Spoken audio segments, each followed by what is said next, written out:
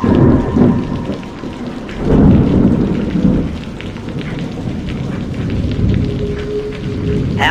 dear listener.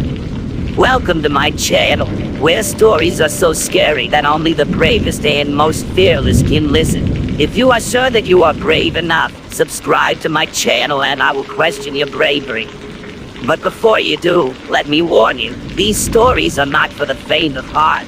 They are not for people who scare easily. They are for people with ice in their veins and darkness in their hearts. If you are one of those people, then I welcome you. Come closer, listen closely, and prepare yourself for the horror that awaits.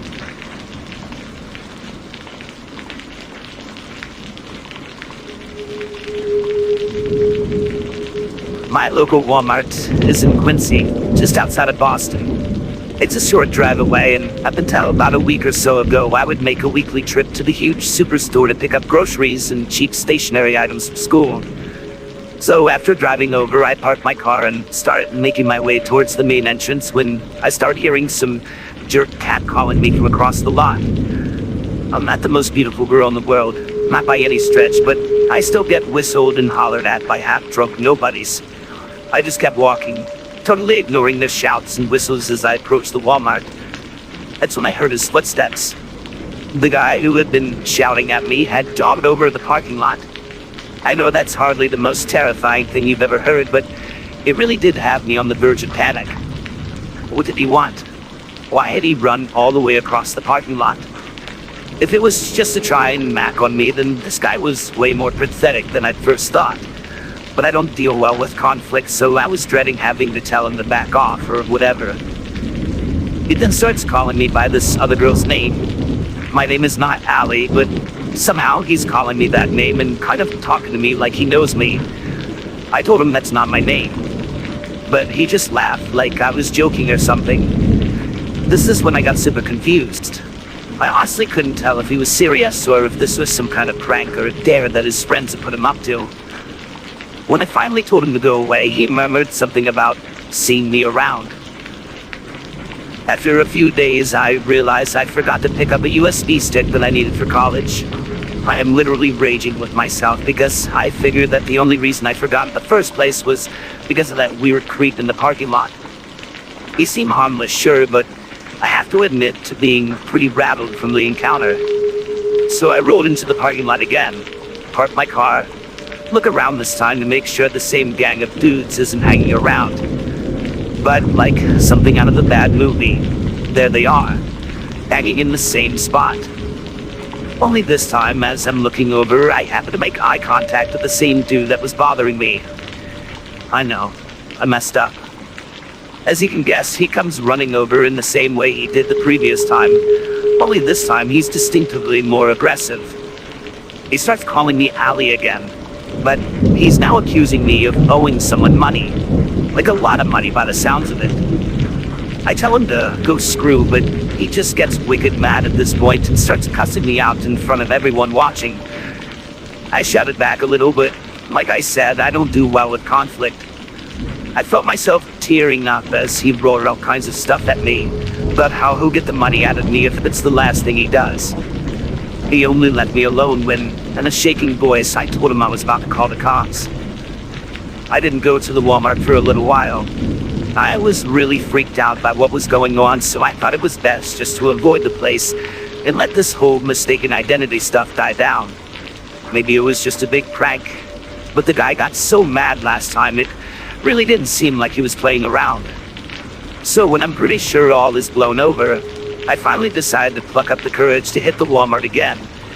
If the guy is there and he gets weird, I'll just call the cops. Easy. No getting upset in front of a crowd of strangers again.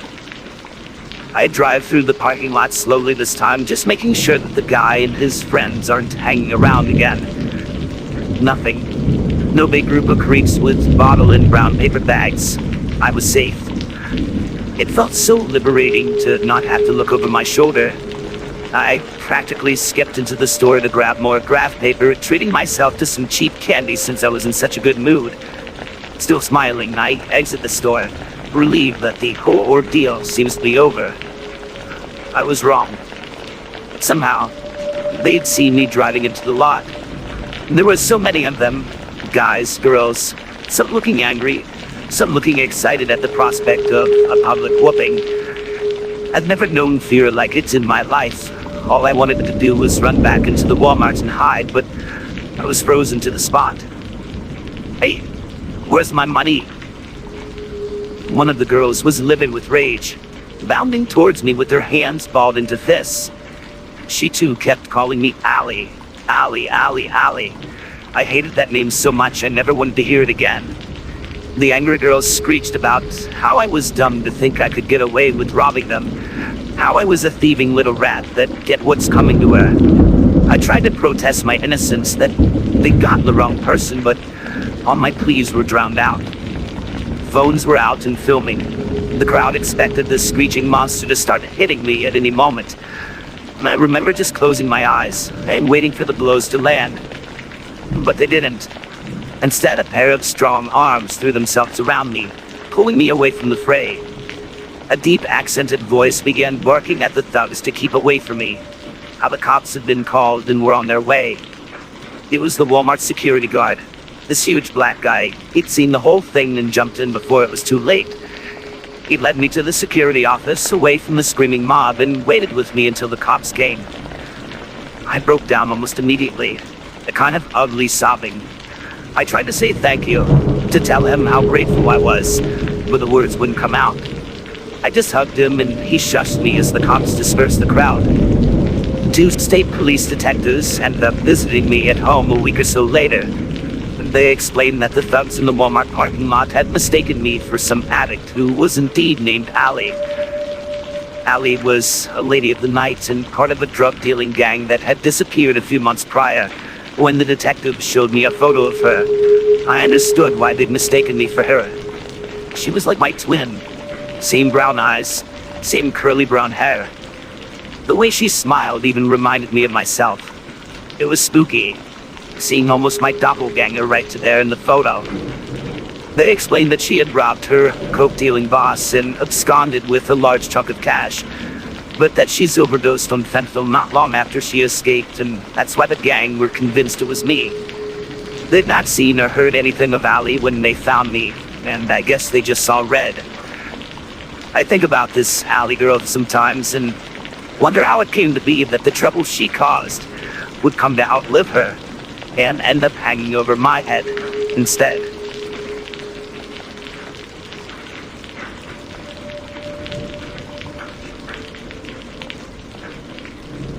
I work as part of the loss prevention team at my local Walmart. No, I'm not saying where. I don't want to lose my job. I really need the money. The incident I'm about to tell you about actually made national news too, and with the loss prevention team being so small, this whole story could be easily traced back to me. I hate my job. Yeah, I know I said I needed it, but that doesn't mean I don't despise it. I don't like spying on people, but unfortunately that's just what the job entails. Wandering around the aisles, staring at the CCTV, watching for someone walking too fast or acting nervously. It can get really boring sometimes. Sure, there's a little action every now and then. Some methods tries to steal a DVD player or something. We get to play cops and robbers for like half an hour until the real police show up. But half the time it's just sad. Some young, dumb addict breaking down in our office, telling us she didn't want it to be this way. Yeah, I didn't either. No one did. That's not even half of it too. You know how angry a lone black guy can get if he thinks I'm following him around the store? I've been called racist more times than I can remember. I'm not. I'm just trying to do the job I hate so much, but it still sucks. You really see the worst in people working in loss prevention. But the weirdest thing I ever saw while working for Walmart wasn't a junkie thief or an armed robber or anything like that. It was something else entirely. So this guy comes walking through the doors one afternoon. Nothing particularly unusual about him. Nothing to give us loss prevention guys any suspicion.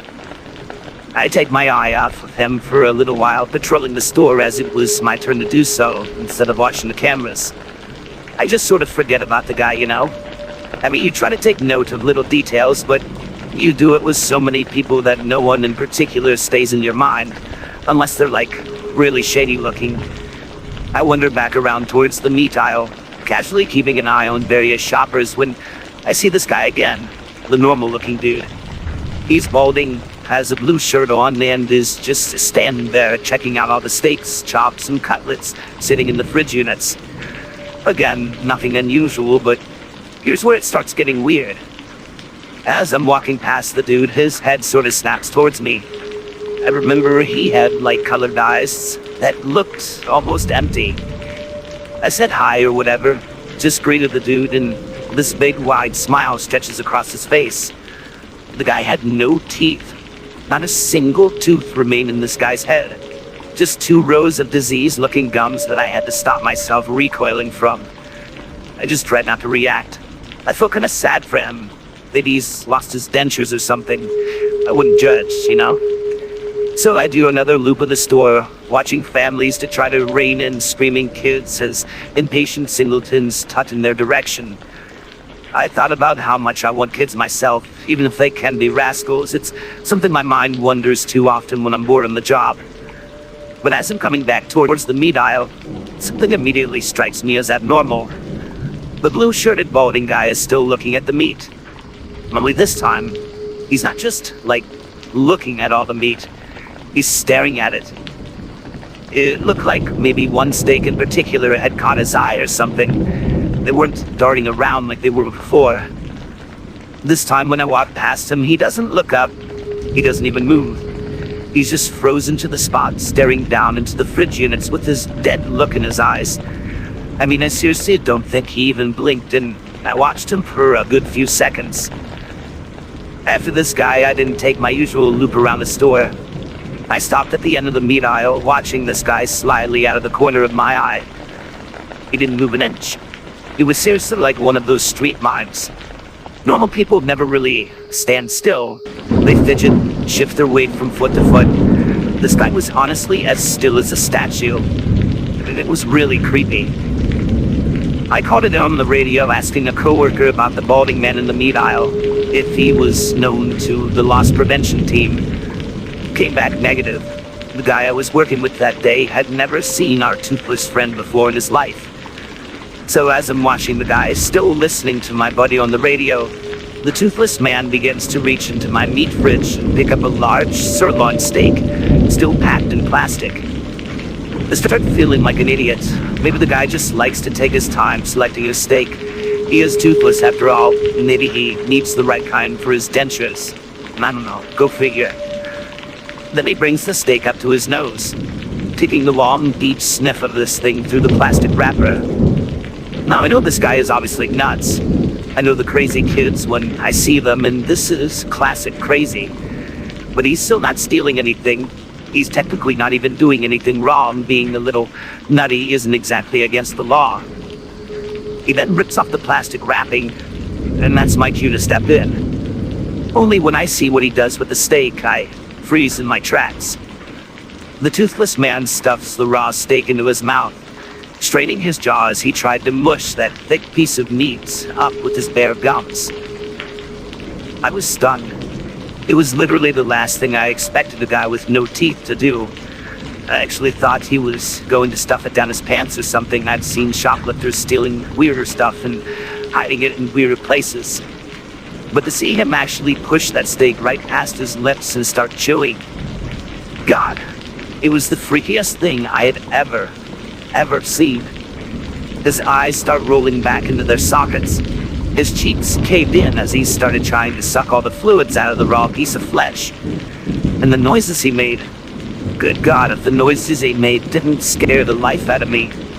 Like a kind of moaning or something, like he was getting off trying to swallow that piece of raw steak whole. More and more of it being stuffed into his mouth with greedy hands.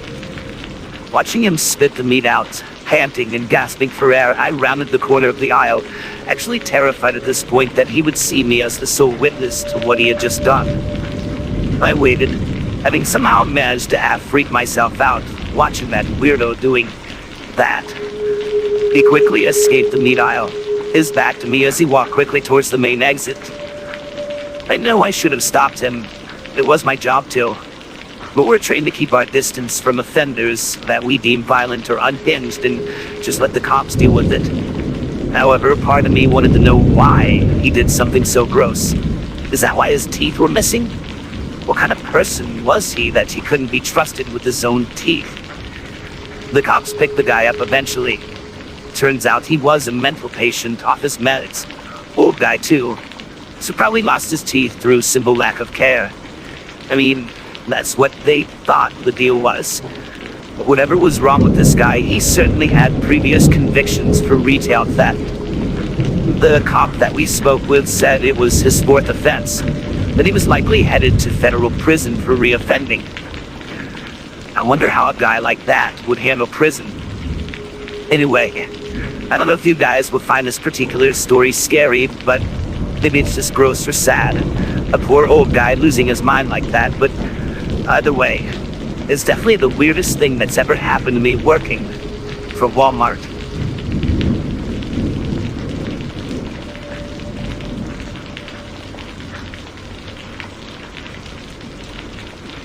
In October of 2017, I managed to land myself a part-time job at my local Walmart here in Thornton, Colorado.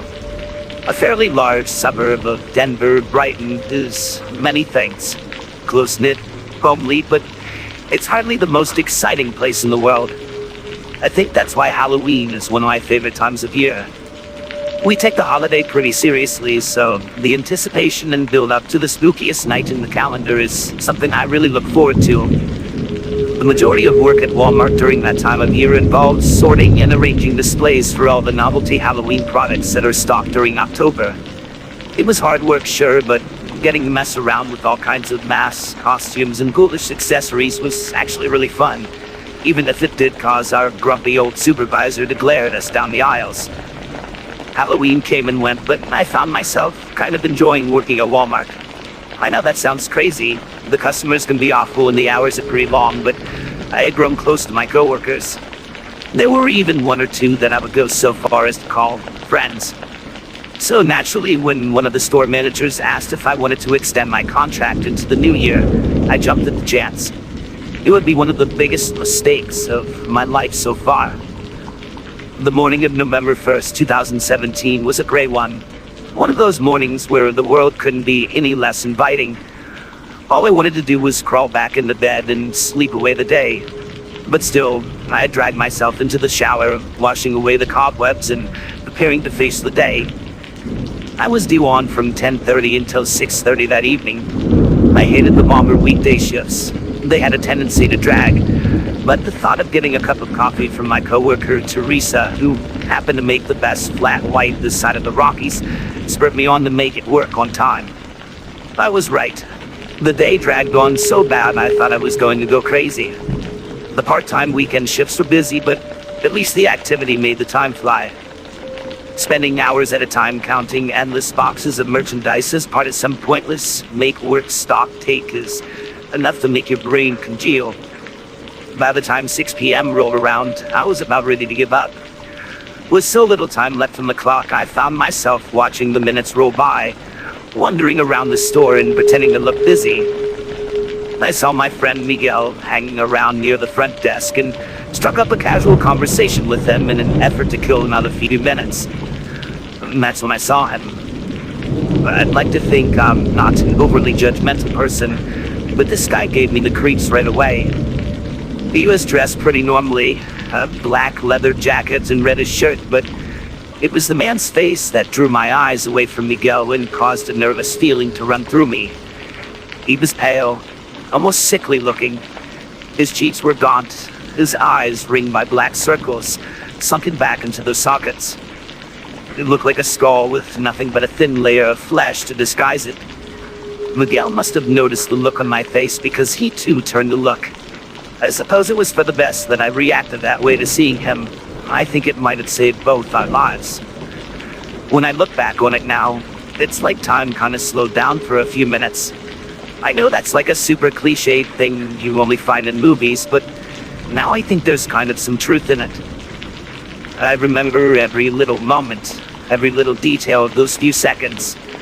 The way his jacket, a few sizes too big for him, looked almost silly as he reached into the inside pocket. The way the polished metal of his handgun seemed to glint in the bright, artificial light of the store. I watched as the man looked around for a second or two, scanning the shop floor for his first victim, before he raised the pistol and fired. I was completely and utterly horrified. I would come to understand that there are three common reactions to a sudden rush of fear. The first two being the well-known fight-or-flight responses. But there's also one that no one ever seems to talk about. Total shutdown. Unfortunately, that's what I experienced as the deafening bang of the first pistol shot echoed around the building, and an unsuspecting customer collapsed to the floor. The older man dragged his shopping cart down with him, the contents spilling out as he lay bleeding on the ground. I couldn't move. I was just frozen to the spot. I had never seen anyone shot and only ever heard a gun fired like once or twice. I felt myself trembling, but for the life of me I couldn't bring myself to flee the horrific scene of violence unfolding before us. Thankfully, Miguel did not have the same reaction. He grabbed me by my arm, so hard it left a bruise, and dragged me behind a display of kitchen appliances to take cover from the shooter. All I could do was hang on to him and pray that the shots would stop. They didn't. Over and over again, the skull-faced man fired at staff and customers alike. I remember hearing this horrible cracking sound, like right next to us as we crouched behind the heavy appliances. I would later learn that this was the sound of the high-speed pieces of lead breaking the sound barrier as they traveled within a few inches of us. Just the thought makes me feel sick, even today. Suddenly, Miguel was pulling me by the arm again as we rushed towards one of the emergency exits that lined the shop floor. Shots were still ringing out as Miguel crashed into the metal bar that opens the door. The pop of the bullets still heard as we spilled out into the freezing Colorado night. Before us were two young children, maybe only about 7 or 8 years old. They were crying, asking for their dad. Those poor things had no idea what was going on, only that a bad thing was happening and they couldn't find their father. We tried to comfort them for a few moments while the sound of police sirens grew louder and louder until the parking lot was awash with the blue flashing lights of cop cars and other emergency vehicles. We eventually reunited the kids with their father, and he openly wept as he thanked us for finding his children. Miguel was struggling to hold back the tears, but I had completely broken down by that point. Many people had. In the aftermath of the shooting, a 48-year-old man named Scott Ostrom was arrested and charged with 3 counts of first-degree murder. Ostrom was handed down 3 life sentences for the 3 people he shot and killed, plus another 48 years for the other victims that were lucky enough to have survived his bullets. During the sentencing, the presiding judge said that the killer had a black and malignant heart, fatally bent on spreading fear, misery, and death. It was also brought up that Ostrom's sisters said that he had never been the same since trying LSD in the 80s. No other motives were given for his crimes. I quit my job at Walmart and went to therapy for a while after the shootings. I felt a lot of survivor's guilt at first, wondering why Ostrom didn't choose me for his first victim, why those other people had to suffer the way they did while people like me got to walk away unscathed. But I mostly just thank God that Miguel was there to save me. Life is very precious, a fragile thing that can be snuffed out in an instant, so I try to live as full a life as I can. If only for the people who innocently shopping that day, unaware that they would never see their loved ones ever again.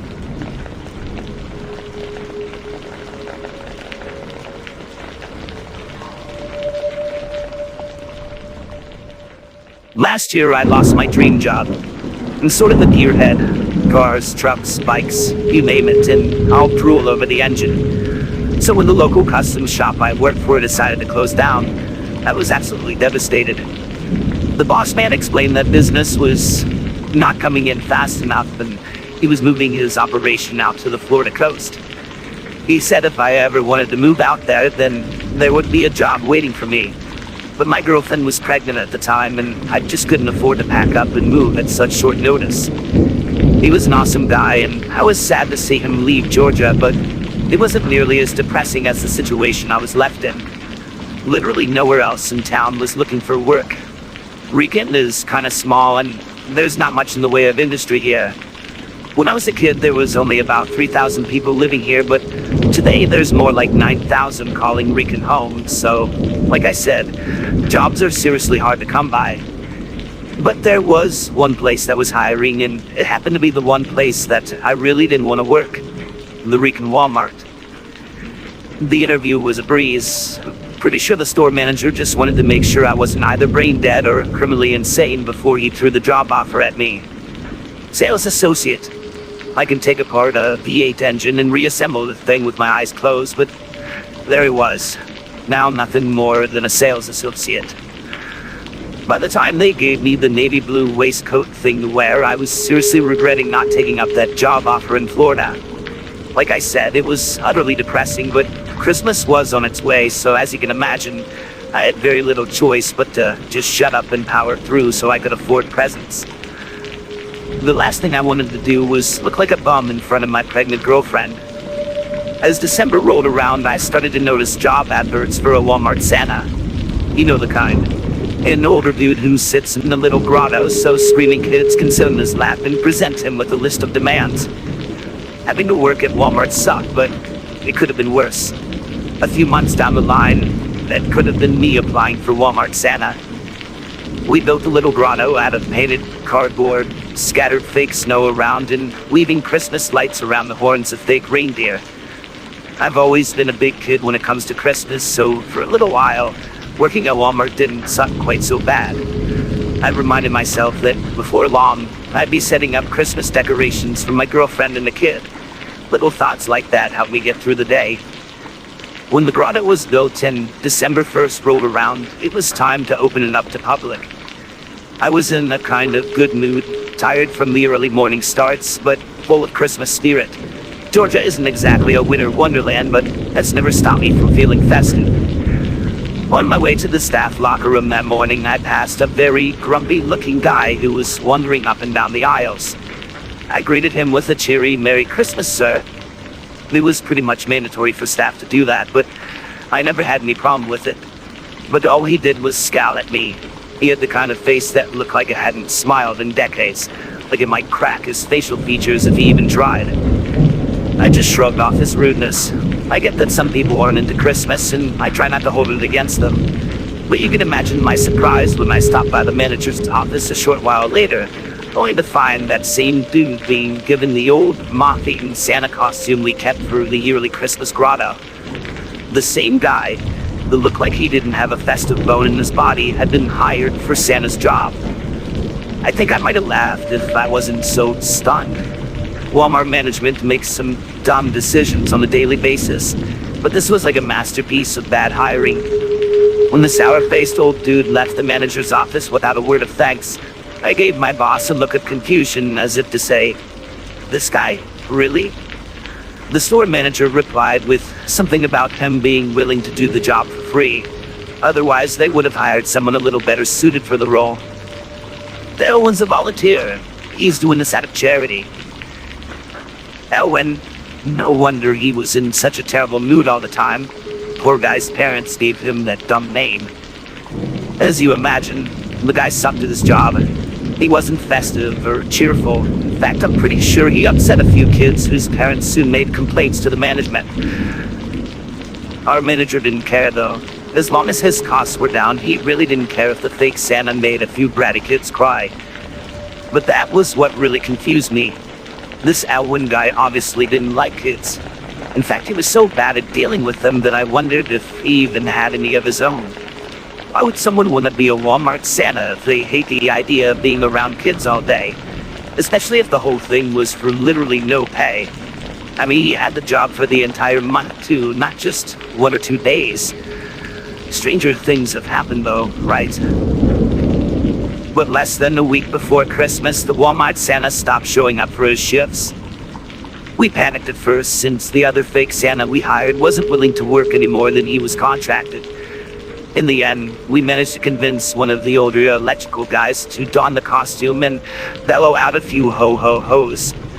He was actually pretty good, too. A dramatic improvement on that Elwin guy anyway. A few days later, we found out why Elwin had stopped turning up to work. It seemed like any other normal day as I wandered through the store towards the staff area. When I walked inside, something immediately struck me as wrong. A gaggle of staff members were gathered around one of the couches, all reading something off of someone's phone. I mean, that's not unusual in itself, but usually it's a bunch of people laughing at some viral video or whatever. This time, there was no laughter. Everyone just had this look of horror on their faces. They were reading a news article. The picture was of a face that we'd all seen before. It was Elwin's face. It turns out Elwin did have kids, but they had gone missing not long before. When the police questioned Elwin and his family as to the whereabouts of the children, they told them their missing daughter had gone to live in South Carolina. It didn't add up. This led the police to search the family home for any clues regarding the whereabouts of the missing kids. And that's where they found them, buried in the family's back garden under just a few feet of dirt. Before their lives ended, each of the children were beaten, abused, and forced to live in a cage in the backyard. The news article went on to describe the unimaginable cruelty that both children were subjugated to before their deaths. In the aftermath, the store manager was fired, and he was found to have put hundreds of children in danger, all in an effort to save a few dollars around the holidays. It seemed like Elwin Crocker had used the Santa job as a cover for his crimes. No one could expect someone who volunteered with children to be capable of such horrific acts of sadism. I quit my job at the Rican Walmart not long after, having saved up a little money, enough to find somewhere temporary to live in Florida while I got my job back at the custom shop. It wasn't hard to convince my girlfriend to move out of Georgia after the whole terrible series of events. In fact, she was almost as keen to move as I was. I work the custom shop now, reunited with my old boss. My girlfriend is due to give birth next month, and I absolutely can't wait. I can't wait to raise my future kid, give them all the things they could possibly dream of, and make sure they never suffer the same fate as those poor, tortured Crocker kids.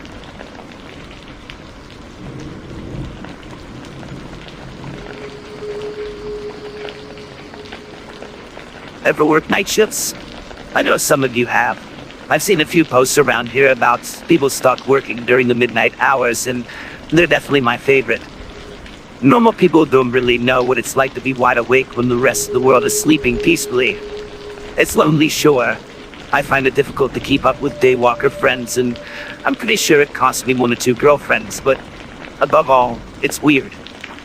But due to my own dumb mistakes, it's pretty much all the work I can get. Yeah, I got a record. Not many places will take me on, let alone give me any serious responsibility. So when the local Walmart here in Nogales, Arizona, offered me a position as a third shift security guard, I pretty much jumped at the chance. The pay is awesome. Well, as awesome as it's going to get for a guy with my kind of past. So, I'm sat in the security office one night, trying not to pass out from boredom, having given up on trying to read this gigantic Stephen King book I got for my 30th birthday. I keep telling myself to read more, but it's tough. I didn't exactly do good in school, so I feel like I missed out on so many cool stories. Yeah, I've seen The Shining and all of that, but I get sick of people telling me how much better the book is. It makes me feel dumb for not having read it. Anyway, I'm dying of boredom, so I decided to go on a little foot patrol. Maybe grab a smoke at one of the emergency exits or something. The boss man checks the CCTV occasionally just to make sure we're not sleeping on the job, which some guys actually get fired for doing. So I get up and wandered around the store in clear view of the cameras before ducking out an exit to light up. Now, Walmart parking lots can get pretty crazy. I've seen full-on fistfights between customers over stuff as small as parking space. I've had to chase away couples getting a little too fresh in their cars, although that can be hilarious sometimes. It only gets weirder at night. Meth heads, drug dealers, people who have met on Craigslist selling each other weird stuff. For some reason, they all choose to meet in Walmart parking lots. So as I'm lighting up, a single parked sedan catches my attention. In the deserted lot, it stuck out like a sore thumb. This old battered Ford just sat there all by itself. Oh God, what now? I'm thinking, just preparing myself for whatever bout of crazy was about to unfold. I watched the car for a minute or two, seeing the driver clearly in the front seat. Not like perfectly clearly. It's almost pitch black, obviously, but you know when you can see like the outline of a person in the front seat? Yeah, that. Only he's not moving at all. He's just sat perfectly still in the middle of the parking lot. I started making little bets of myself and a game I like to call drugs, nookie, or mental illness. Pretty much every encounter I ever have during a shift can be put into one of those categories. Either they're high, horny, or just insane. Now, my first thought here was nookie. The guy's waiting for a lady of the night, calling one of those dumb 1-800 numbers, or just jerking it to something gross on his phone. Either way, it's nothing I'll need to call the cops for, so I just finish my smoke and head back inside. An hour or so later, the same deal occurs. My eyes are closing and I'm finding it harder and harder to stay awake, so I make one of those terrible tasting instant coffees and head out for another smoke. Only when I get to the emergency exit and step out to the night, that same car is there, having not moved an inch. Obviously, I'm getting a little suspicious about it now, but mainly because I had no idea what it was even doing there. I can spot a deal or some shady stuff in a meetup going from like a mile away, but they tend to be over and done with kind of fast. They don't hang around in the parking lot, sat still in their driver's seat. Then it hit me. The exterior cameras. They're all night vision capable with zoom lenses. All I had to do was head back to the office and mess with the settings, and I pretty much have a sniper's look into the interior of the car. So with the Mission Impossible theme playing in my head, I rush back to the office and start spying on the sedan. Zooming in on the car, the scene lit up by the light-sensitive cameras, I could clearly see this guy's face. Along with a big vintage mustache, the dude has sunglasses on. Sat in his car, in the middle of the night, with shades on. This guy must have been high as a kite. So if it's anything drug-related, I'm pretty obliged to get out of the car and wave them away. No one wants the cops called on them when they have a vehicle full of something illicit or whatever, so it's an easy enough task. I wander out to the car, taking it pretty slow. 9 times out of 10, as I'm approaching, the lights will turn on and the car just speeds out of the parking lot. Only this one just sits there, the guy not moving at all. I tap on the back window, only gently, and say something stern along the lines of, "Hey, time to leave, buddy, this ain't a motel." Still, no movement. I turn on my torch and I see why. I didn't take in much detail. I didn't need to. There was blood everywhere.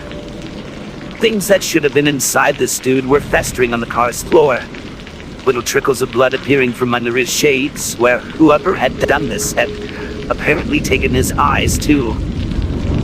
I ran about as far as I could before I vomited hot coffee onto the parking lot surface. I was still retching when I called 911 from the security office. It all seems like a blur now, looking back on it, but what I saw in that car still appears before my eyes sometimes when I close them at night. It's burned into my memory and I don't think I'll ever get it out. Now, Nogales is a border town, and it doesn't take the cops long to work out that the body was some kind of cartel-related incident. God knows what this poor guy had done, but he must have messed up bad enough to warrant this sort of punishment. These days, I carry a .38 on the job. I've never been interested in firearms, but I feel like I should carry one now, especially when I go out into the parking lot of the Nogales Walmart. Just in case I run into the guys who turned that old sedan into something that'll haunt me for the rest of my life.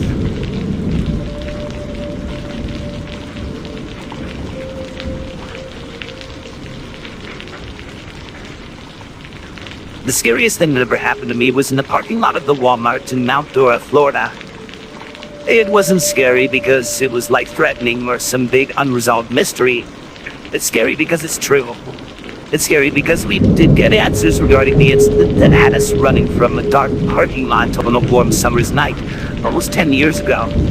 And those were answers that I still swell on sometimes in my darkest of moments. Now, back in 2011, I was just 17 years old. A dumb kid who cared more about smoking than getting educated. Life was good in our small, well-off Florida town. Mount Dora is kind of known for its small-town charm, being home to a handful of museums and the many antique stores that sell quaint little trinkets to tourists.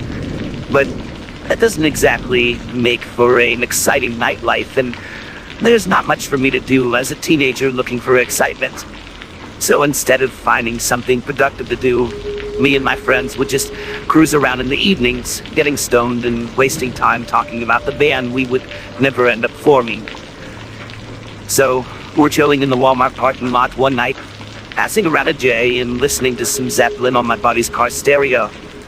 The place is pretty much deserted, except for a few parked cars and some raccoons pillaging some nearby garbage cans.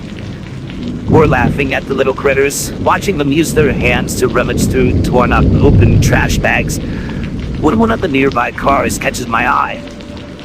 It was an '87 Cadillac. That detail was always stuck with me. It was filthy, like seriously nasty, looking like the only washes it's ever gotten were from the heavy Florida rains. What's more, the inside of the Cadillac was filled with trash. Like a few fast food wrappers on the dashboard and some junk in the trunk. I mean, like, pretty much all you could see inside the vehicle was all kinds of garbage. Legit the kind of stuff that belonged in the trash bags that the raccoons were ripping up. I wondered what kind of bum owned that thing. How they'd let all that stuff just build up until their car looked more like a dumpster than a sedan. But I didn't really think any more of it, not until I saw something moving among the garbage. I told my friends, pointed over at the mobile trash can and told them something was moving around inside it. They instantly laughed, telling me I was seeing stuff and that I shouldn't smoke so much if I couldn't handle it. At the time, I just laughed too, thinking that they might have been right. I mean, it was late. It was dark out, and yeah, I was pretty lifted. A little time passed, enough for me to relax again, and we're arguing over whether to head up White Castle or Arby's or something when I see it again. A pile of garbage in the rolling trash can, shuffling around again. Only this time, I'm 100% sure what I saw. My eyes weren't playing tricks on me, and I didn't care if my friends saw it or not. They asked me what I was doing as I slowly opened the car door and got out. I walked quietly across the dark parking lot, slowly approaching the filthy Cadillac to peer inside. It was just a sea of junk in there. Old soda cans, newspapers, plastic bags. I still remember just how badly that thing smelled too, like old milk and rotten meat. Nothing was stirring now. The whole mess was perfectly still. I reached up and wiped a little of the grime away from the window with the sleeve of my jacket. Yeah, it was gross, but I needed to see inside. There was something hiding in that car. Something that was watching us, and I needed to know what it was. Nervously, I reached up with a fist and began to lightly tap on the car's grubby window, hoping it would spook whatever it was in there into revealing itself. But still, nothing moved, nothing stirred. The only sound was the chirping of crickets and the sound of my friend rolling a car window down. Dude, it's probably rats in that thing. Get away from it. Of course it was. Of course it was rats. There it was, stoned out of my mind, freaked out about a dirty old car full of rotten food. What else would be attracted to a mess like that? What else could find its way into a locked car and scuttle around among the trash? Feeling pretty dumb, I turned back to my buddies in the car and started to say something about maybe being a little too out of it, but their faces, I'd never seen them look like that, the way they did that night. Their eyes were so big, giant white circles bored into their heads that had their hair standing on the back of their neck. They were looking behind me, at the dirty old Cadillac. I didn't want to turn. I didn't want to turn to look, but I had to. Just for a second, just to see what it was. A creature with pale, scaly skin pushing its grubby claws against the window smiled back at me as I felt my guts tighten with fear. It blinked, licked its lips, and then cocked its misshapen head in my direction. I ran to the car with my buddies screaming at me to hurry. I practically dived into the passenger seat as we roared off into the night, tires screaming on the tarmac as we escaped. We were terrified, too freaked out to think about eating. With our eyes totally ruined, we headed home early to sleep it off and try to forget. And the next morning I was eating breakfast, watching the local news, when a story came on that almost made me spit out my cereal. On the TV screen was a dirty Cadillac, the same dirty Cadillac that was filled with a pile of garbage and rotten food.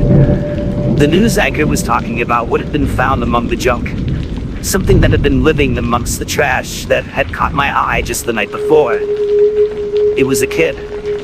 3 kids, actually. Children left asleep in that car by their neglectful, addict parents.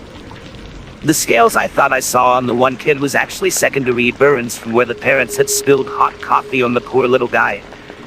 The news anchor explained that because of the drugs and alcohol found in the vehicle, there was little to no chance that the kids would be returned to their parents. Part of me was kind of glad for that. They got me thinking. We obsess over fictional monsters, things that lurk in the shadows, things that go bump in the night. But the things that we really should be afraid of aren't the fiends that haunt our imaginations, but the monsters we create in reality through gluttony, sloth, and indifference.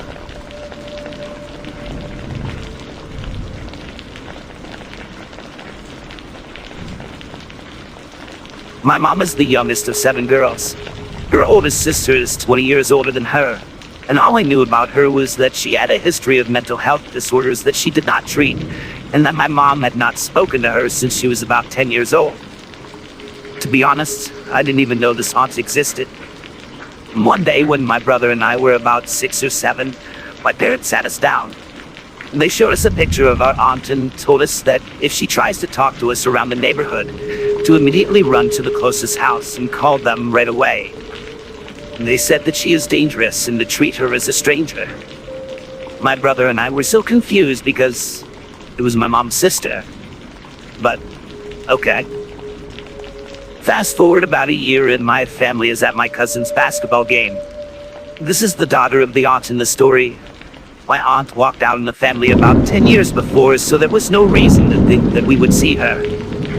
My brother and I begged my mom to let us get something from the snack stand, so we went over and stood in line. I felt a tap on my shoulder and turned around.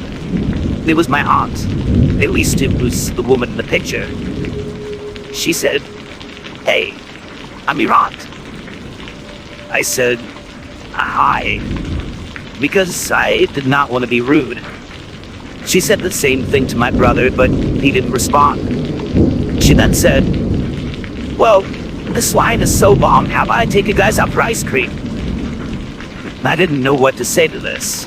This was my aunt, and I really didn't want to be rude. My brother responded, "No, we have to get back to our mom now." She said something along the lines of, "Your mom said it's okay. You're my niece and nephew. I would never hurt you." Nope, that was it for me. I said, "Sorry, we gotta go." I then felt a tight grip on my wrist and was being dragged with my brother for the door. I didn't yell. I don't know why. I was a kid, I had a piercing scream, but I just froze. I heard, "Let them go. Those are my kids. Someone get them." My mom was running full sprint across the court. I had never seen that kind of look in her eyes. People immediately grabbed her and got my brother and I away from her. Apparently she got charged with attempted kidnapping since my mom did press charges. We have restraining orders against her now. I'm 23. My cousins took my brother and I to get food, so I don't remember much of the police part besides telling them what had happened. I only learned once I got older that the reason my parents sat my brother and I down was because at the time, my aunt was blackmailing my parents into paying all of her bills. Phone, rent, medical, etc. And sent pictures of our house and my brother and I saying she would take care of us if the money stopped. Her grabbing us at the basketball game was right when my mom and dad approached her ex-husband about the blackmailing, and he is a lawyer, so they were coming up with some kind of plan. I work as a secretary at my mom's office, and a year ago I picked up a typical call, but it wasn't typical at all. I said hi with my name. What can I help you with? She said, well, hello. It's your aunt again. Is your mom available? I said, no, I'm sorry. Can I take a message? And she said, just tell her I'm a free man now. And I know where she is. I know where you all are. And hung up. I told my mom. She told me it was okay and that I shouldn't worry, but I still worry she will find me or just show up at any given moment.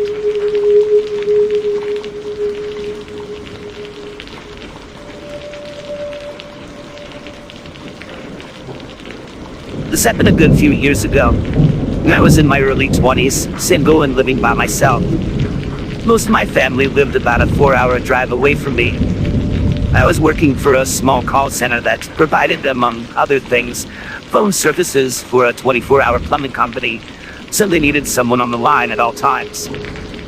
My shift ran from 8 p.m. to whenever my boss showed up to pick up the line, which was usually 6 a.m. I worked in a building that housed several businesses of the same sort. Call center work mostly, though we were the only one that had 24-hour service. Because of budget cuts, I was always the only operator on my floor. The only people in the building at night were myself and the security guy who came by to do his rounds twice a night.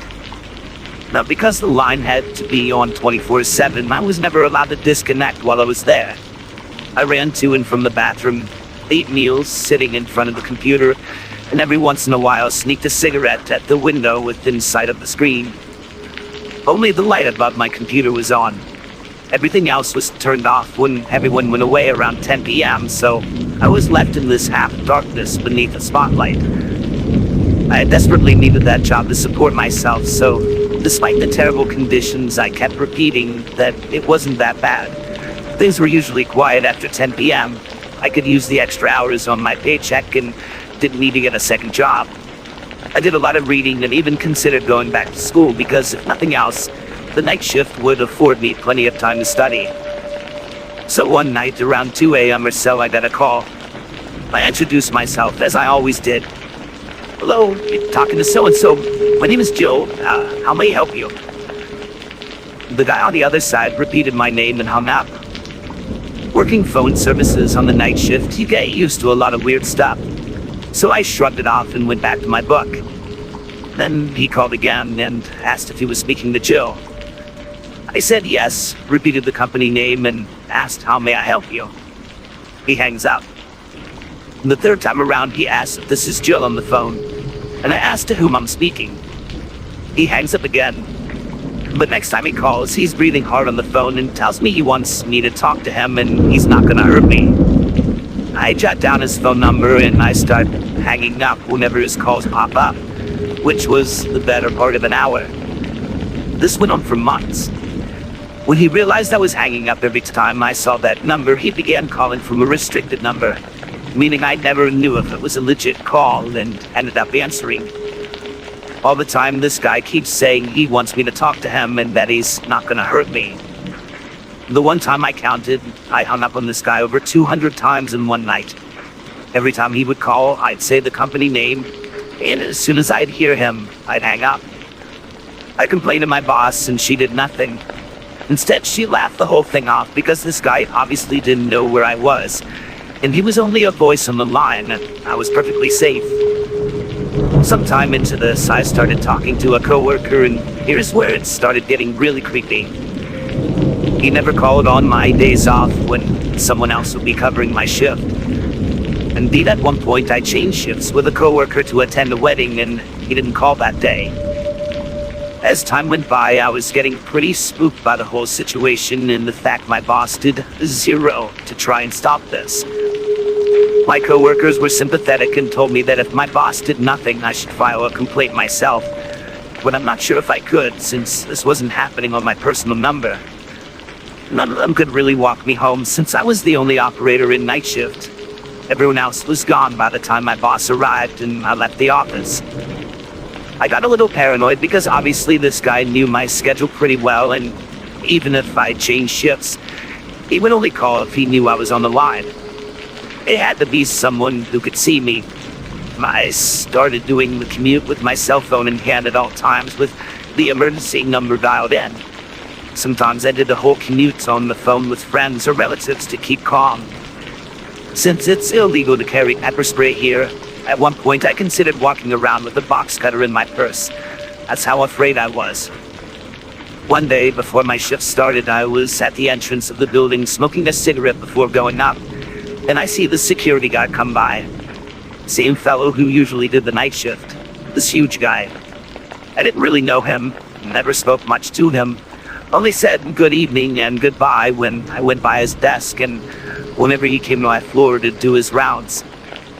I usually kept to myself and never really made small talk or anything, just greeted him out of politeness and he greeted back. He asked for a light, so I gave him my lighter. He told me he'd been fired and was going home, and he went on to tell me he always got the impression I was afraid of him since I was never friendly or welcoming. Exact words. Then he told me he was never gonna hurt me, and just walked away. I lost every drop of blood I had in me. I went inside to tell my boss the whole thing and discovered the guy got fired for harassing women in other floors, going as far as trying to corner someone in one of the elevators. The complaints piled up and he lost his job. Most of the time his shifts matched mine, so he would see me come in at 8 p.m. and left before I did. I asked my boss for that phone number again, to come forward on this guy and ask the security company if that was his number.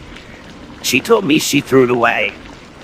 When I told her the whole story, she found it cute. Exact word. Then she asked me if I was sure it was him, because the voice in the phone is different and maybe you got it wrong. Exact words. Quality assurance told us time and again that our every call was recorded, so I demanded recordings. That's when I found out that, again, because of budget cuts and whatnot, the night shift was never recorded, so I had no evidence. Once the guy was fired, the calls stopped. I didn't work there for much longer after that.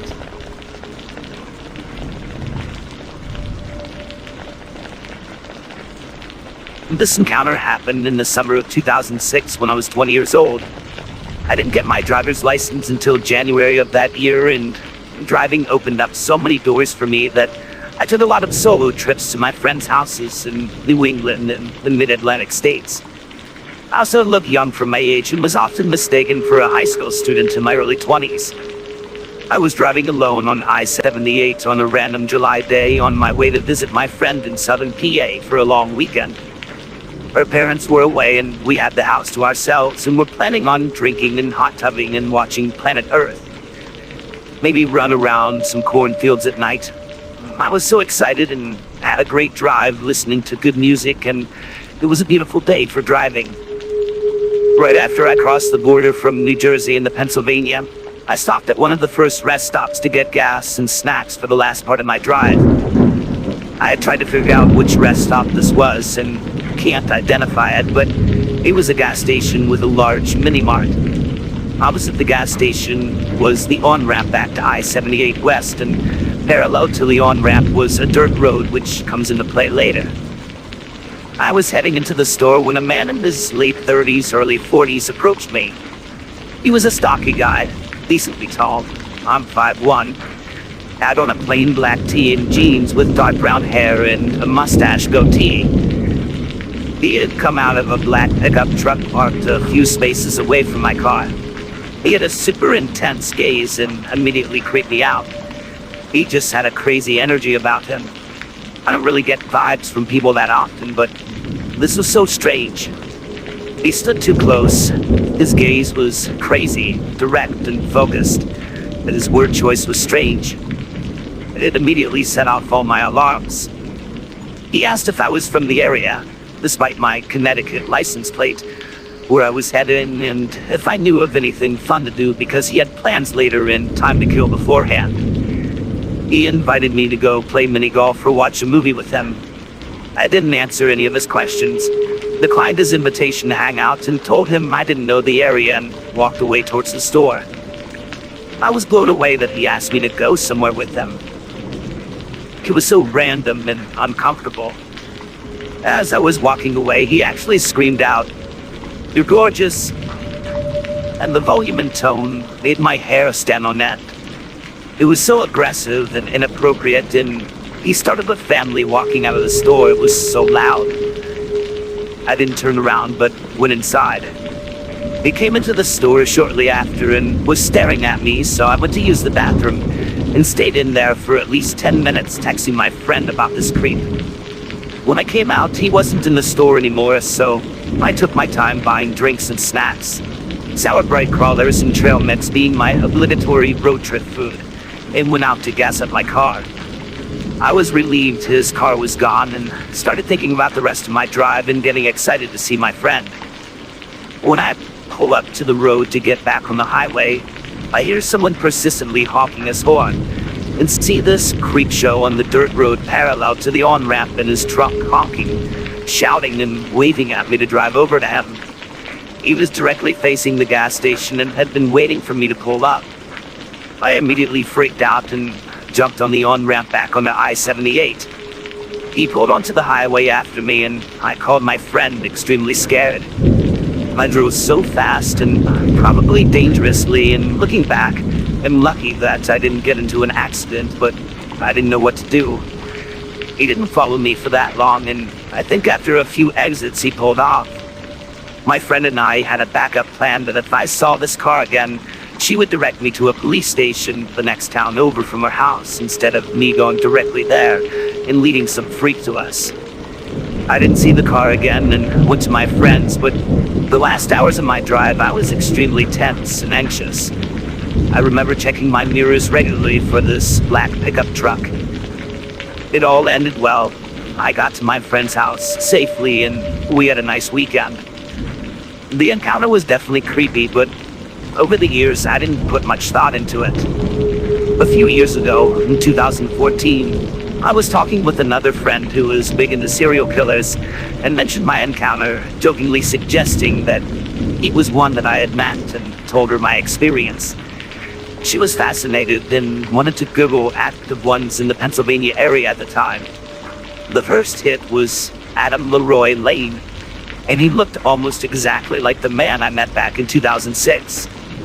Obviously, it could be my mind filling in the blanks, but the basic characteristics: 40s, tall but stocky, brown hair with mustache and goatee, and the time and area all match. In my memory, he was a little bit slimmer than the pictures, and it was 2006, not 2007, when he was actually convicted of murdering women. Still, it's not coincidence, and one I've never forgotten.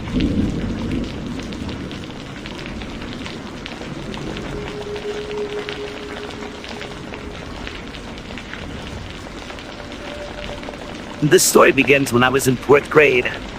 So, I was about 9, as I was a bit young for my grade. Because of me being younger than the other kids, I didn't get along with them very well. So, whenever we would go out to recess, I would make sure to bring whatever book I was reading at the time.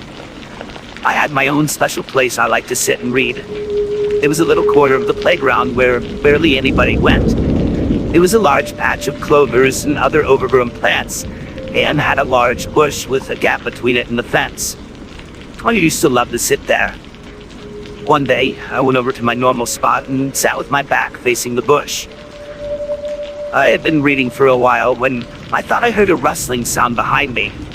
Sometimes squirrels and chipmunks would hang out in the gap between the bush and the fence, so I didn't think much of it.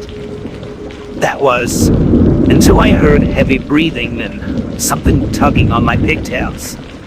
Surprise, I whipped my head around, thinking my hair had gotten caught on a branch or something. But instead, there was a boy. He was sitting hunched in the gap between the fence and the bush, leaning forward between the branches with his face mostly obscured by leaves and his arm outstretched. trying to grab at my hair.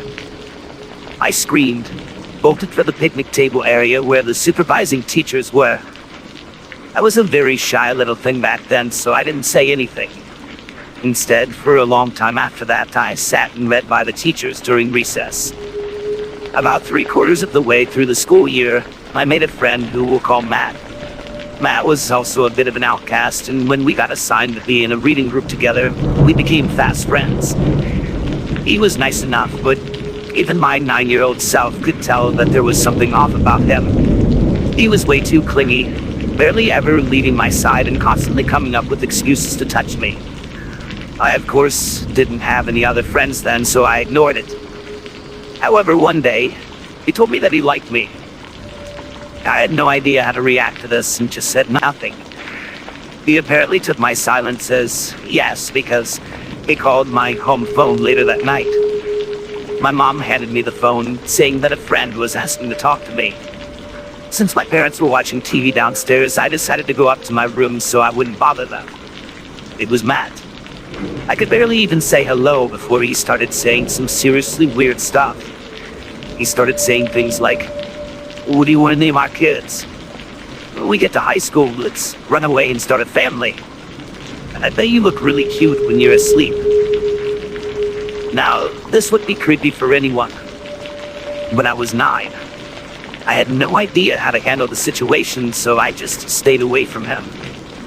He was not happy about this, constantly glaring at me and just being all around super creepy. A year later, I was halfway through 5th grade and had a serious bully problem. That's a story for another day. It got so bad that my dad decided one day to not wait until the next school year and instead switch schools the following Monday. 5th grade at my new school was great, and starting in 6th grade, my parents got me my first phone. Of course, I called up Clara, who became my friend after the Matt incident, and let her know about my new phone. A couple of more months passed, and one night, I got a call from an unknown number. Picking up the phone, I froze when I heard Matt's voice. I still vividly remember what he said. "Hey baby, I miss you so much. Why'd you leave me?" Not even a second after he said that, I hung up, blocked his number, and called up Clara, as she was the only person at the old school who had my number. Apparently after school, he had asked to see her phone to call his mom, as he had forgotten his at home. She handed it over to him, as she was a very kind but quite gullible girl. Soon, she noticed that he was taking a while, and that he added a pen and was writing something on his arm. She yanked her phone away, and he panicked, sprinting off. Looking down at her phone, she saw that he had opened my contact info. I was freaked out, but felt safe as I had blocked his number. That didn't stop him, though. He would call me every single week from a different phone, leaving at least 10 messages each time. Every time I would block one number, he'd somehow call from another one. When I got a new phone, the calls stopped and I forgot about it, until freshman year. At my high school, there were a couple of kids from my old school, and I suddenly remembered Matt. I asked one of the boys, Harry, if he knew what happened to Matt. According to Harry, he got expelled. Teachers had caught him smelling and touching girls' hair, groping female students and trying to sneak into the girls' locker room, and writing extremely explicit stuff about himself and other girls in the grade, as well as a few other things that I can't remember. The realization hit me like a semi-truck. Smelling and touching girls' hair. The boy hiding in the bush. When I was just in 4th grade.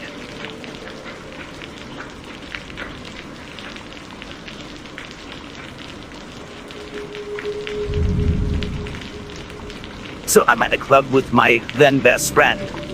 Near the end of the night, we're approached by a random guy who is alone. He has a heavy accent and tells us he just moved here from Russia. He tells us his name is Jesse. Doesn't sound like a very Russian name, and I'm immediately on guard. This friend of mine has a tendency to pick up the worst guys. I'm talking like, in a room full of people, she will somehow manage to pick out the single craziest guy in there and start dating him. And being as close as we were, I always managed to get sucked into it. And this night is no exception. I pull her away from Jesse, but not before he manages to get my friend's phone number. Later, as we are in her car ready to drive home, she gets a call from Jesse. She answers and his voice rings out on her car speaker. "Could you give me a ride home?" "No," I immediately mouth from the passenger side. She's silent. "I just live around the corner from the club." He persuades. She reluctantly agrees and hangs up. I asked her why he can't take an Uber or walk if he's that close. But it's my friend's car and she wants to be nice and give him a ride. So we pull back in front of the club and he hops in. During this short car ride, he manages to get out a sob story about how he moved here to start over with his 1-year-old son. His wife back in Russia died in childbirth. My friend is eating this up. I hate him almost immediately. The next day, he's texting and calling my friend and asking her out. She at least has the sense not to want to go out with him alone, asking me to come along with the guy I was dating at the time. So we go to the beach and drink a few beers. Jesse takes his and wanders off alone. My guy joins him and I see them chatting for a while. I distinctly remember him describing Jesse later that night. I like the guy. He just seems a little lonely. I'm wondering why no one can see the red flags but me. Then again, I always did have a sense for these things. The night goes relatively smoothly as the weeks go by. The four of us hang out a couple more times. Jesse keeps trying to invite himself over to my friend's place. I beg my friend to, if nothing else, keep your address private. Do not let him know where you live. Thankfully, she thinks this is a smart policy. He seems oddly fixated on going specifically to her home. As the weeks go by, he shows us pictures of his son, and he even shows us a picture of his son's birth certificate, which seems a bit overcompensating. But I never meet this supposed son and have no idea where he is during all of these outings Jesse was going on with us. I asked him plenty of personal questions, trying to figure him out, and I think he knows I'm on to him. But soon enough, my friend starts dating someone else, who is an entire other story in itself, and Jesse wants to be the only guy in her life. It becomes possessive and makes her choose him or the other guy. Unfortunately for Jesse, she chooses the other guy. He is furious. The next day, Jesse is blowing up her phone. Texts, calls, voicemails. When we finally listen to them, they were increasingly violent, full of cursing. The last voicemail reveals everything. It was all a lie. There is no son or wife. He calls us idiots. The last word he speaks say that she'd regret it, and he will make her explode. I shudder to think of it now. So she blocks him and life goes on. But due to the next boyfriend being even crazier than this one, I eventually need to take a break from this girl. We go our separate ways. And yet the nagging feeling about Jesse never goes away. Jesse often pops into my head and I get the worst eerie feeling. A while down the road, I end up catching up with her over text. Even after our falling out, she could hardly wait a few texts into reconnecting to ask me if I remember Jesse. My blood instantly turns cold. I say yes. She sends me the link to a news article. It's about a Russian man arrested for a crime while trying to flee the country. He has a very Russian name that I've never heard before. As I read the details of the crime, I'm horrified. It turns out he murdered his ex-girlfriend by shooting her 5 times. I look at the photo of the suspect. It's Jesse. He got life in prison after making a plea deal to avoid the death penalty. But I'm hopeful that we never see Jesse ever again.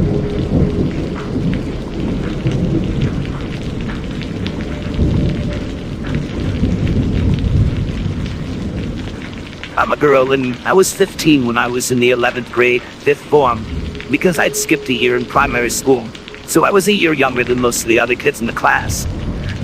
When I was in that grade, I was not exactly the most healthy or athletic person, but I genuinely enjoyed PE class and I liked to run around the gym and play games and such. So when I had to pick courses for semester 1 of grade 11, I made sure to pick PE just like I had done for grades 9 and 10.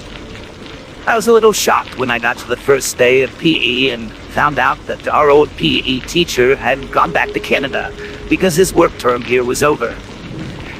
He had been with my school for 4 years, so it was understandable once someone told me that he hadn't gotten fired. We meet our new PE teacher. He looks to be around 30-something, with light skin, blue eyes, and blonde hair that was shaved on the sides and styled but short on top. A lot of the girls immediately liked him and said he was handsome, but I didn't see it because I wasn't interested in boys or men. This PE teacher liked to take us on walks and runs, so we would leave school at lunchtime in a bus and come back as school was ending, since PE was last period. One time we went to a place that was known for its howler monkeys. It was a paved path through a forest and it went up and around a hill. We started walking, PE teacher in the back. When we reached as far as we could go in the time that we had, we turned around and started going back down the trail. I was slow and not very fit, so I was in the back with my teacher. The whole way down, we were talking about what we knew about the howler monkeys and animals in general. I was an animal nerd growing up, so I had a bunch of things to talk about. I was so happy to get to talk to an adult and have them take me seriously. I know it's kind of dumb, but I am the oldest grandchild to a very traditional Chinese grandfather, and I'm a girl, not a son like he wanted. He pushed me hard to get good grades and never really wanted to talk to me, and my parents were always working, so I just wanted a grown-up to actually listen to what I had to say. On the bus ride back, I sat in the front of the bus so we could continue talking. I only got more attached to him when he let me talk his ear off about whatever I was obsessed with at the time, which was usually some comic book, TV show, or movie. I think at the time it was either Transformers or Pokemon, but whatever it was, he let me actually talk about it. I didn't see anything wrong with that at the time. I was always in the back of the group during our walks, and so was he. I figured we might as well chat. He liked to touch my hair sometimes, but I was used to that because my hair was so long it was past my butt. After a few days of just walking and going places to do jobs, we played field hockey. We did it with 2 teams, and our teacher playing as just someone who would pick teams as he played, so he was kind of like a third team all on his own. He would help the losing team score points, and I don't think it was a coincidence that the losing team was mine, seeing how non-athletic I am. It was during this game that the other girls started to see something wrong with the way the teacher played. He would pat girls on their butts with his hockey stick in order to get them to jump or get startled, leaving the ball open for him to steal. The girls later were complaining that what he was doing was gross and wrong, but I said that I didn't see anything wrong with it. It took me some time to realize that he really shouldn't be doing that.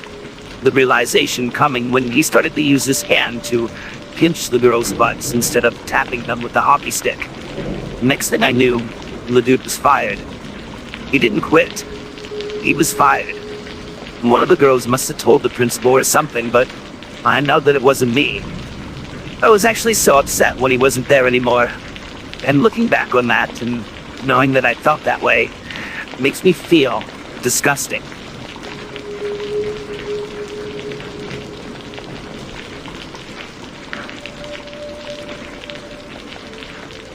I started taking extracurricular drama classes when I was 12. We had a small class of about 6 or so.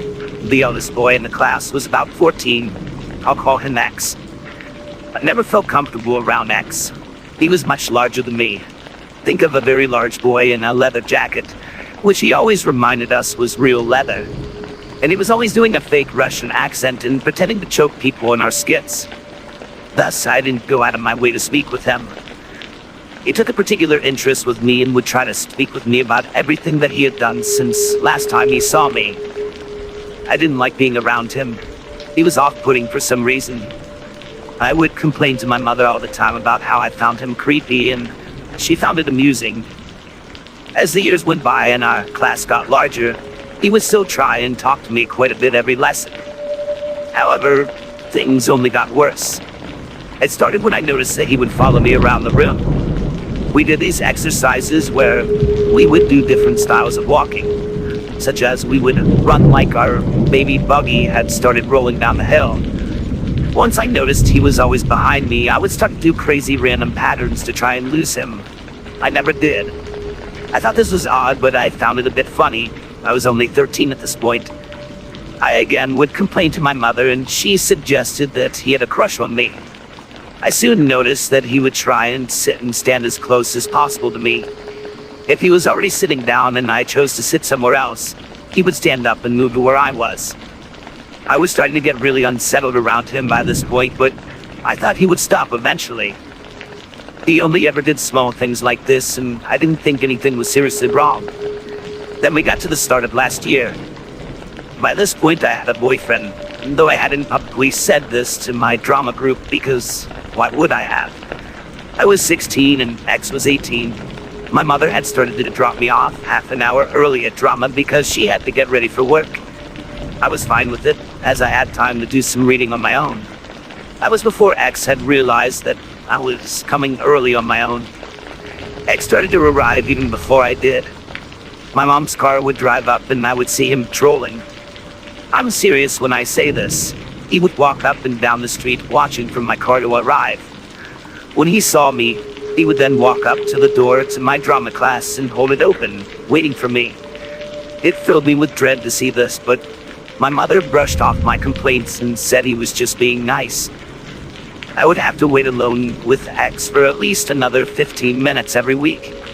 We would sit on the bench and I made sure I sat with the wall on one side of me and my bag on the other so he couldn't touch me. By this point, I had grown quite afraid of him. He had a tendency to get angry and had recently yelled at a group of students for not thanking him when he held the door open for them. Then one day, he attempted to ask me out. He was all stuttery and was clearly trying to ask me something, and I knew immediately what he was trying to do. I begged for someone to arrive, and funnily enough, my boyfriend arrived and X was interrupted. I wasn't out of the woods yet, though. Due to drama exams, we started to have 2 classes a week. I was fine with the second class as my mother did not have to work, but I was still stuck seeing him. I didn't tell anyone that I thought X was trying to ask me out, as I had no proof that he was. And I thought people would think I was silly. The following drama lesson, he did ask me out, and I tried to gently reject him. I was slightly relieved because he just went silent before another classmate arrived. This just made things worse. He started to come really close to me in class and would shove himself in between anyone I was sitting next to.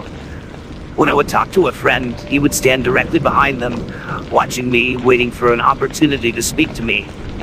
I was utterly terrified. The pinnacle of this was the day of our drama exam. His exam was 2 hours before mine, and he was there when I arrived for mine. Once mine was over and I went to leave, he followed right behind me. I sprinted down the road to the train station to get home, and he was right behind me. I don't know how long he followed me for, but I hid in the girls' bathroom at the station for about a half hour. I worked up the courage to tell my drama teacher, who subsequently called his horrified mother. His mother knew what was happening and was just about to call my drama teacher. Exit told her that we were all going out for lunch when the exams were over. Yet another person's mom had told her we weren't. Thus, she parked her car near the exam and waited to see what was going on. She saw me, looking hysterical, running down the road. X had already told her of my rejection. I don't know when she confronted X or what she said, or even how long X was following me before his mother stopped him. Our next drama class was 3 days after the exam and 2 days after I told my drama teacher. My teacher arranged an intervention between me, X, and his mother. I was pulled out of drama to talk to them. His mother apologized to me and thanked me for not calling the police, as he was an adult and could have been charged. I don't recall much of the conversation as I was in such a state at the time, but I do remember X calling me the most stunningly beautiful girl that he had ever met, and that I was wonderful. He apparently thought that he could get me to break up with my boyfriend before the end of the term. The one sentence that stuck with me was his mom telling me that he would apologize to my parents at the parents' evening, the last night of term where we would show off our skills to the parents, which happened to be the following week, for the grievous harm he imposed upon my family. He and his mom left. I stayed as far away from him at the parents' evening as possible. He apologized to my parents, but I did not stay to hear that, and I have not seen him since. For more bone-chilling narratives that will keep you at the edge of your seat, subscribe to my channel. By doing so, you'll gain access to a growing collection of real-life horror stories that will both captivate and energize your senses. Join the community of fellow enthusiasts, and together, let's explore the eerie unknown. Subscribe now, and prepare for more terrifyingly true tales that will leave you craving more.